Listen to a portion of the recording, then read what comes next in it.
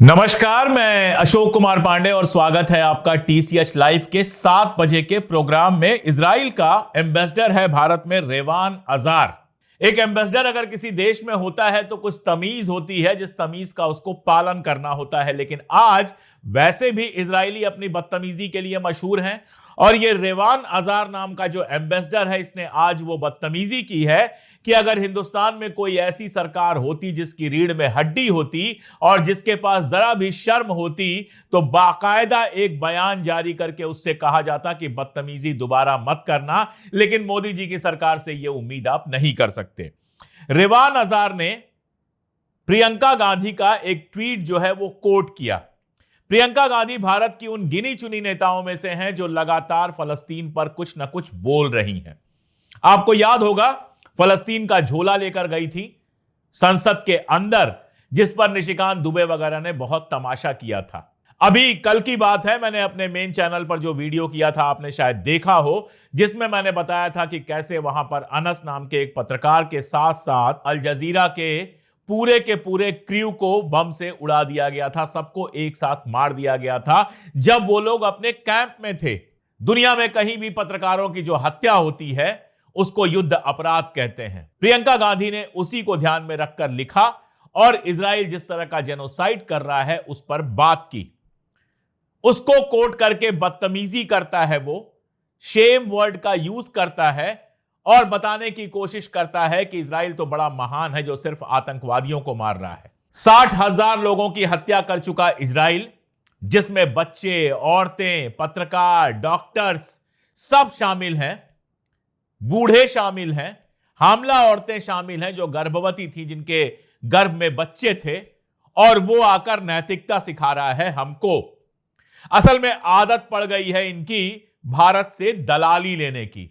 जो गोदी मीडिया है और जो भक्त हैं आईटी सेल के, वो सिर्फ और सिर्फ इजराइल की दलाली करते हैं। कई बार तो ऐसी दलाली करते हैं जैसे इजरायलियों से बड़े ज़ायनिस्ट हों। जब कुछ लिखिए नीचे आके लिख देंगे कि 7 अक्टूबर को जो हुआ था तब आप कहां थे। अरे 7 अक्टूबर को पहली बार नहीं हुआ था। 1948 से लगातार इजराइल इस तरह की हरकतें कर रहा है, लगातार फलस्तीन की जमीन दबा रहा है, लगातार वहां के लोगों के मकान लूट रहा है। वो खुद अपने लोगों को सेटलर कहता है। सेटलर का मतलब जो वहां आकर सेटल हुए हैं। और कैसे सेटल हुए हैं? फलस्तीनियों के घर छीनकर सेटल हुए हैं। और यह लड़ाई 1948 से चली आ रही है। इन गधों को, इन मूर्खों को, आईटी सेल के इन कुलियों को अगर यह पता होता कि 2 नेशन सॉल्यूशन क्या था, कैसे 2 हिस्से किए गए थे जिसमें से एक फलस्तीन को दिया गया था, और कैसे तब भी अन्याय किया गया था कि जिनकी जनसंख्या 60% के आसपास थी उनको सिर्फ 30%, 40% जमीन दी गई थी। अगर यह सब इनको पता होता तब शायद इनके अंदर का जो नफरती कीड़ा है वो थोड़ा शांत होता। लेकिन इनका नफरती कीड़ा ऐसा है कि दुनिया भर में हमारी बेइज्जती कराता है। कहां कहां जाओगे ट्रोल करने? ऑस्ट्रेलिया ने कल कहा कि हम फलस्तीन को खुद मुख्तार मुल्क का दर्जा देने जा रहे हैं। इटली के विदेश मंत्री ने कहा कि इजरायली पागल हो गए हैं, सैनिटी अपनी खो चुके हैं और साथ में अपनी ह्यूमैनिटी, अपनी मानवता, अपनी इंसानियत भी खो चुके हैं। जाकर देखो कि दुनिया भर में कैसे इजराइल के इस जेनोसाइड की मुखालिफत हो रही है। हिंदुस्तान में इजराइल के एम्बेसडर को ऐसा लगा होगा कि हम तो अपने घर में हैं, जिसको चाहेंगे जो चाहेंगे कहेंगे। इसके बाद कांग्रेस से जुड़े लोगों ने और कांग्रेस के अलावा भी बहुत सारे लोगों ने इसकी क्लास ली है। कायदे से ये जो एम्बेसडर है इसकी क्लास ली है। आप लोगों के पास भी अगर ट्विटर है तो जाइए और पलट के लिखिए कि हमें पता है तुम किस तरह से जेनोसाइड कर रहे हो और हिंदुस्तान इस जेनोसाइड के खिलाफ है। हमारे प्रतिनिधि यूएन में बैठकर कहते हैं कि हम उन पहले देशों में से हैं जिन्होंने फलस्तीन को खुद मुख्तार मुल्क का दर्जा दिया था।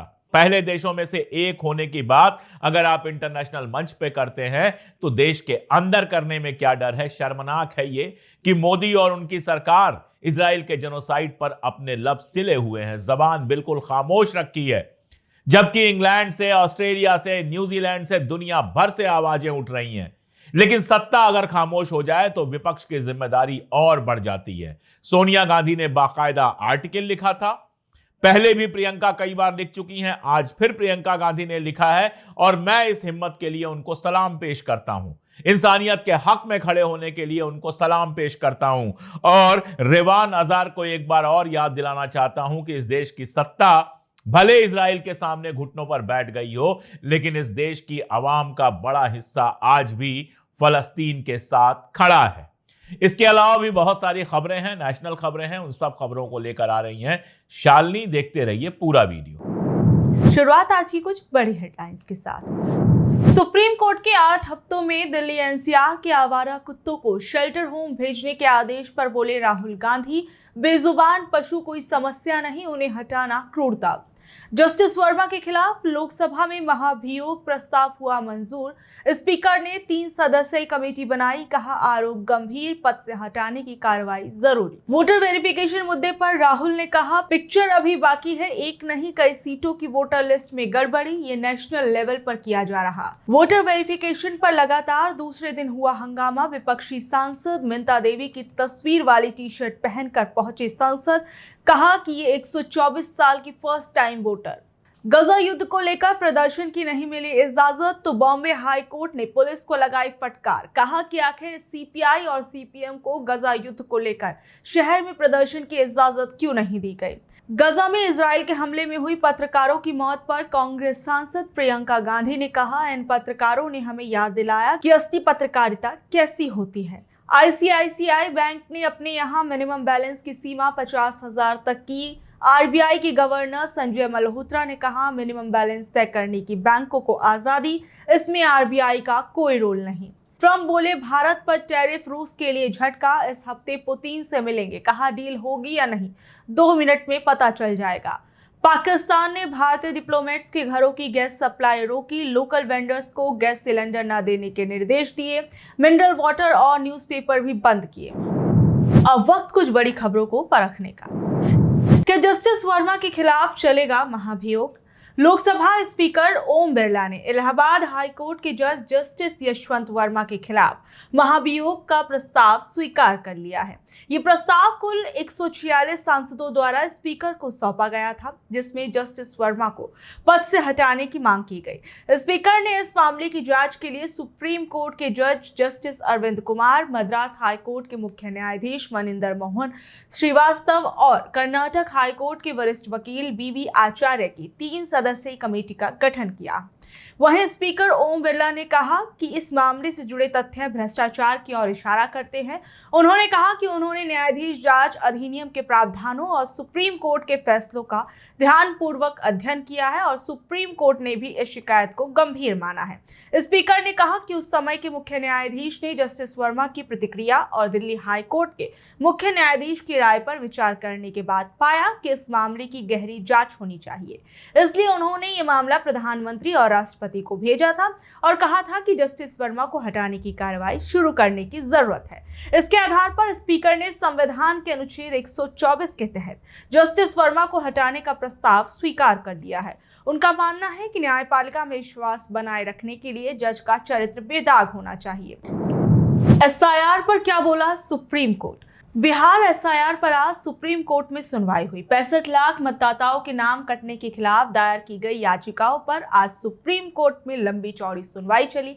आरजेडी के सांसद मनोज झा की तरफ से पैरवी कर रहे वकील कपिल सिब्बल ने कहा कि बिहार की वोटर लिस्ट में 12 जीवित लोगों को मृतक बताया गया था, जिस पर चुनाव आयोग की तरफ से सीनियर वकील राकेश द्विवेदी ने कहा कि इस प्रकार की एक्सरसाइज में कुछ गलतियां स्वाभाविक थी। यह दावा करना कि मृतकों को जीवित और जीवित को मृत घोषित किया गया, ये सही किया जा सकता है क्योंकि ये एक मसौदा है। इस पर सुप्रीम कोर्ट ने कहा कि तथ्यों और आंकड़ों के साथ तैयार रहे, क्योंकि प्रक्रिया शुरू होने से पहले वोटरों की संख्या, प्रोसेस से पहले और अब मृतकों वालों की संख्या समेत अन्य कई सवाल उठेंगे। मामले पर सुप्रीम कोर्ट के जस्टिस सूर्यकांत और जस्टिस जय माल्या बागची की बेंच में सुनवाई हो रही थी और इससे पहले 29 जुलाई को सुनवाई के दौरान कोर्ट ने कहा था कि अगर बड़े पैमाने पर वोटर्स के नाम कटे हैं तो हम हस्तक्षेप करेंगे। एसआईआर को चुनौती देने वाली याचिकाकर्ताओं का कहना है कि 65 लाख मतदाताओं के नाम काटे जा रहे हैं। कहा जा जा रहा है कि इनमें से कुछ अपना घर छोड़कर कहीं और चले गए हैं और कुछ मर गए हैं। इसके पहले सुप्रीम कोर्ट ने एसआईआर पर रोक से इनकार कर दिया था। सुप्रीम कोर्ट ने एडीआर से कहा था कि अगर खामी मिली तो पूरी प्रक्रिया रद्द कर देंगे। साथ ही चुनाव आयोग से पूछा था कि आधार कार्ड, वोटर आईडी कार्ड और राशन कार्ड को मतदाता पहचान के लिए स्वीकार क्यों नहीं किया जा रहा।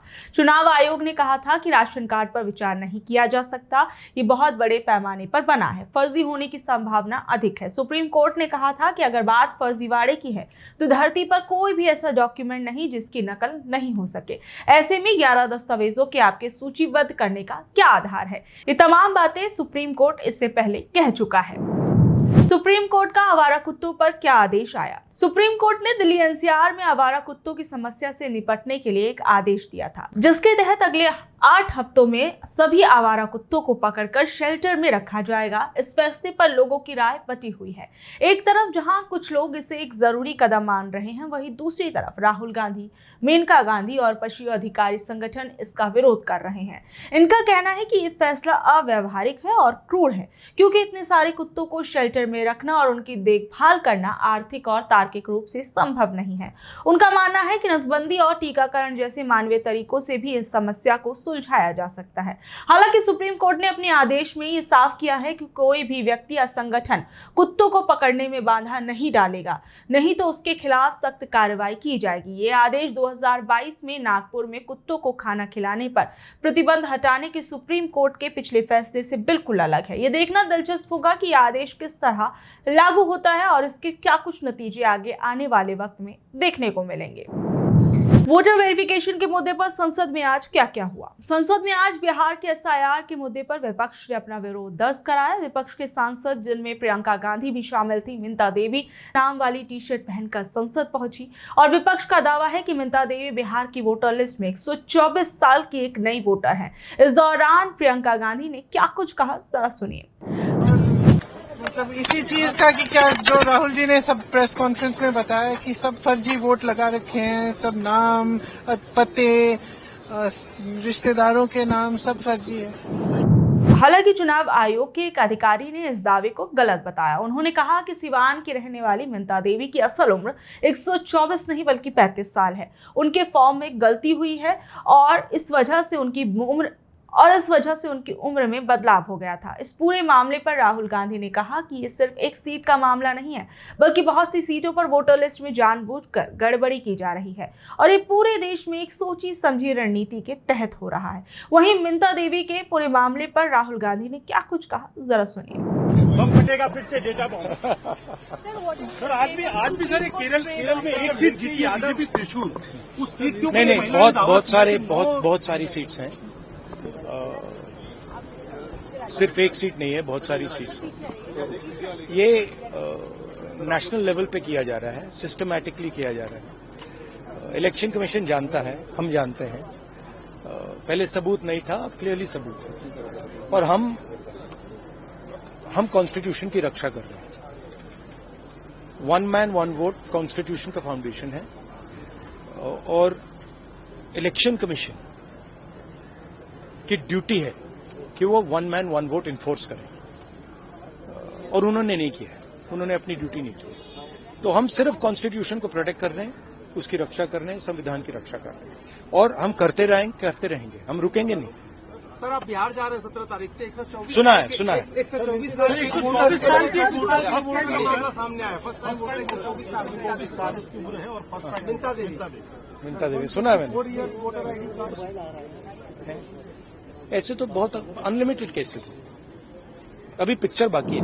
तो ये थी आज की खबरें। कल शाम 7 बजे फिर हाजिर होंगी अगली खबरों के साथ। अगर आपको आज की खबर अच्छी लगी, जानकारी भरी लगी, तो इसे अपने दोस्तों, रिश्तेदारों से शेयर कर लें। कल तक के लिए नमस्कार, शब्बा खैर, गुड नाइट।